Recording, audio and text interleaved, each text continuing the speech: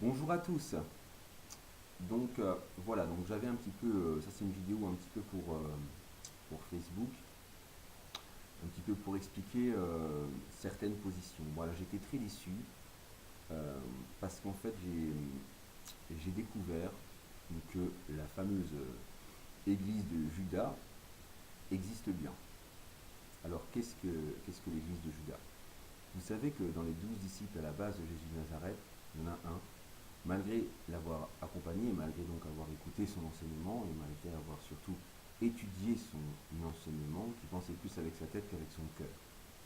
Eh bien, je me suis rendu compte, et j'ai du mal à m'en remettre, même s'il y en a beaucoup qui s'en sont rendus compte, je pense, que cette église de Judas dans l'église existe toujours. Ce mal dont était possédé Judas possède toujours, tout autant aujourd'hui, euh, certains prêtres qui sont avec Satan et qui ont été décrits dans les messages de la Sainte Vierge Marie. Alors, que font ces prêtres? Ils rejettent, ils jalousent, ils envient et ils se donnent le pouvoir du Christ. Donc en fait, ils ne sont là que pour asseoir, que pour se donner une autorité sur le dos des autres. Alors, que vous dire là-dessus? Bon, tout le monde sait que je suis croyant, hein, ça c'est pas nouveau. Et je me suis rendu compte qu'entre le comportement de certains prêtres et l'enseignement du Christ, parce que je suis quand même enfant de cœur, enfin servant d'hôtel on dit, je suis servant d'hôtel depuis 31 ans, je me suis rendu compte que parfois j'étais accueilli, et parfois non. Et j'ai observé les motifs pour lesquels j'étais accueilli et les motifs pour lesquels j'étais rejeté. C'est quand même le motif qui fait l'ouvrage. Donc, observant la force de Marie, de la Sainte Vierge, qui est dans l'écrasement de son Fils et dans la fidélité, malgré cet écrasement, dans une fidélité absolue à son nom, et dans l'amour qu'elle donne encore aujourd'hui à tous ceux qui cherchent son Fils, je suis donc obligé d'intervenir simplement pour faire remontrance à ces soi-disant prêtres-là, des prêtres qui ne servent pas le Seigneur Jésus-Christ, mais un autre Seigneur. Alors ceux-là, en fait, sont des voleurs, et j'explique pourquoi ce sont des voleurs.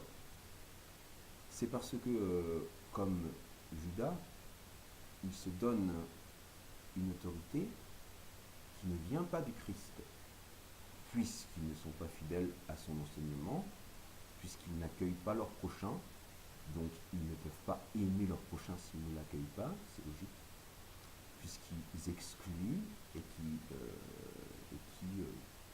vivent et cultivent même la méprise et la développent sur des esprits plus faibles, qui les servent durant leur cérémonie et qui justement pensent que ces prêtres-là sont le Christ, hein, puisqu'ils sont censés représenter le Christ, et donc espèrent peut-être gagner leur paradis en servant les serviteurs du menteur, en servant les serviteurs de Judas, dans cette église et dans ce mal qui justement gangrène l'église catholique notamment, puisque là je parle de l'église catholique puisque j'en viens, actuelle. Vous avez les évangiles. L'évangile, c'est le cœur même de la foi chrétienne. Si un prêtre n'évangélise pas, alors il n'est pas prêtre. C'est une définition toute simple. Et ça, c'est pas compliqué à voir. Aimez votre prochain comme vous-même. Vous êtes capable à première vue de voir, et puis même encore plus avec l'expérience, si vous êtes avec un prêtre aimant ou avec un prêtre trompeur. Des fois, il faut plusieurs années pour le savoir, mais vous le saurez tôt ou tard. Et si vous prenez plus de temps que vous n'en avez dans la messe à lire l'évangile, alors je pense que vous allez voir tout cela très clairement.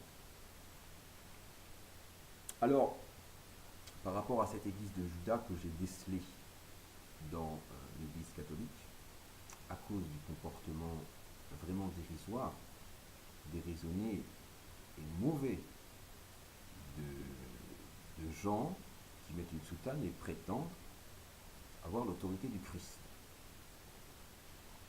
L'autorité du Christ est dans la parole qui nous a transmis de Dieu. Et cette parole qui nous a transmise, c'est bien l'évangile. Là est tout l'amour de Dieu. Pas dans des gens qui croient se déguiser en Christ et se permettent d'exclure leur prochain. Donc c'est pourquoi j'ai fait cette vidéo-là. Cette vidéo-là, bien évidemment, sera rendue publique. J'ai envoyé une lettre à l'évêché de Verdun. Pourquoi ? Parce que l'évêché de Verdun m'avait envoyé à cette mauvaise partie de l'église sans le savoir, parce que ces gens-là m'ont été vendus comme des bons prêtres. Ce sont les deux prêtres qui ont remplacé la BML qui était devenu un ami dans la foi, un ami aussi dans le sport, un ami dans plein d'autres choses à la suite de ça, avec qui j'ai passé de très bonnes années de service, parce que je savais que là j'étais en train de servir un vrai prêtre, quelqu'un qui respecte l'évangile, quelqu'un qui évangélise, c'est-à-dire il était missionnaire, il est toujours missionnaire.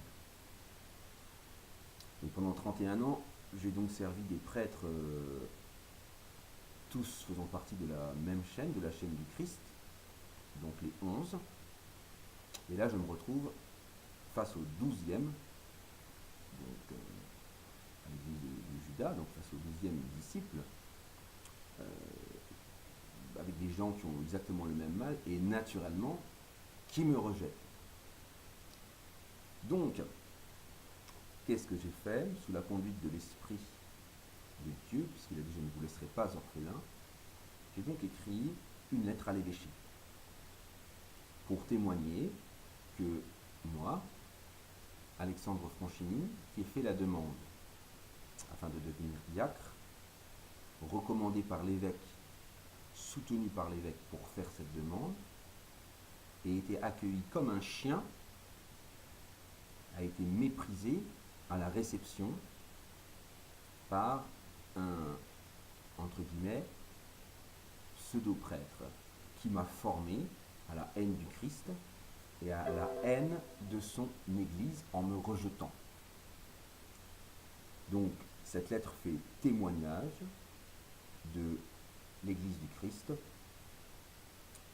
contre celle de l'Église de Judas, qui est toujours en place et qui existe toujours parmi ceux qui se prétendent prêtres. Donc à ces prêtres-là qui se croient en plus exclus du jugement en ne respectant pas l'évangile, à ces prêtres qui préfèrent parler d'eux-mêmes que d'enseigner l'évangile, à ces prêtres qui oublient ou qui refusent de faire des homélies pour éclairer les gens sur l'évangile alors que le Seigneur a dit « Je suis la lumière du monde ».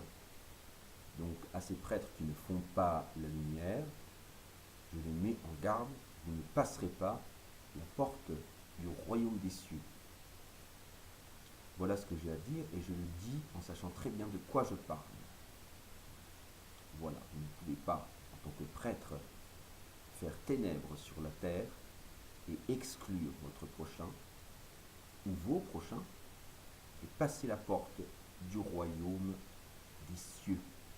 J'espère que j'ai été clair, messieurs, sur cela. Quant à moi, je ne peux me permettre de servir ce qui n'est pas Dieu ou conforme à son évangile, puisque telle est ma vocation de chrétien, bien évidemment, et je vais plus loin, de croyant en Dieu, donc de croyant en celui qui a enseigné au Christ ce qu'il devait nous donner, qui est l'évangile, en tant que représentant direct de Dieu, en tant que plus proche créature de Dieu, en tant que Messie, puisque c'est la définition. Voilà, en tant que Messie qui siège à la droite de Dieu. Donc voilà ce que j'avais à dire. Donc son autorité vient de l'enseignement de Dieu. Un enseignement qui n'est pas respecté dans l'église de Judas, qui pense plus avec sa tête qu'avec son cœur.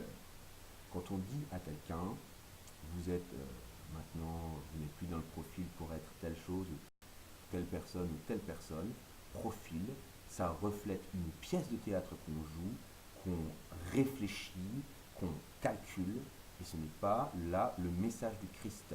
Le message du Christ, c'est être capable de passer dans les rangs, de tendre sa main à son prochain, même à la personne la plus éloignée, à aimer son prochain comme soi-même, et à l'aimer avec son cœur, et non avec un petit calcul qu'on aurait dans sa tête pour son propre intérêt. Être prêtre n'est pas se planquer pour avoir une reconnaissance facile à coups de messe calculée. Ce n'est pas ça, être prêtre. Être prêtre, c'est s'engager. C'est faire la lumière. C'est se faire lumière du monde. Et on ne peut pas se faire lumière du monde si on n'est pas accueillant, si on ne reflète pas, au moins refléter la lumière du Christ. Donc voilà ce que j'avais à dire sur ça. Pour l'instant, cette vidéo-là, elle ne sera que Facebook, mais je pense qu'elle va devenir YouTube, où je risque de multiplier les témoignages concernant cette abomination. Parce que je parle d'abomination, on est au-delà du péché. Parce qu'une personne qui ne s'engage pas, qui ne revêt pas le Christ, et qui dit « je ne crois pas au Christ », a plus de chances d'aller au paradis qu'une personne qui revêt le Christ et qui dit « moi le Christ, ça passe après, son enseignement passe après mon statut. Je donne les sacrements, alors j'ai l'autorité du Christ. » Eh bien non. L'autorité du Christ ne vient que de son évangile. Je le rappelle, le Christ n'a jamais donné aucun enterrement. En fait, on ne lui a même jamais demandé de faire un enterrement. On lui a demandé de venir voir Lazare.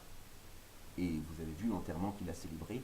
Ce sont des enterrements qui aujourd'hui nous manquent et que tout le monde voudrait, que tout le monde souhaiterait dans le fond de son cœur au final. Donc voilà ce que j'ai la tristesse de découvrir. Cette église, cette fameuse église de Judas, le mal qui a hanté Judas, qui existe toujours dans l'église catholique, donc dans l'église de Pierre. Donc effectivement, il y a toujours, Judas est toujours présent dans cette église, et il se manifeste comme ceci, son esprit est toujours présent. Voilà, donc c'est une vraie gangrène, c'est une vraie maladie ceci. Et c'est une maladie qui ferme le royaume des cieux. Jésus a décrié justement ce genre de prêtres avec leurs traditions. Il les a dénoncés comme des hypocrites qui avalent, qui écrasent un insecte et qui avalent un chameau. Pour reprendre exactement ces termes. Qui connaissent le cœur de la loi, il a bien parlé de cœur, et qui trahissent le cœur de la loi. Et qui ne laissent pas rentrer les gens qui le désirent au royaume des cieux, parce qu'eux-mêmes n'y rentrent même pas.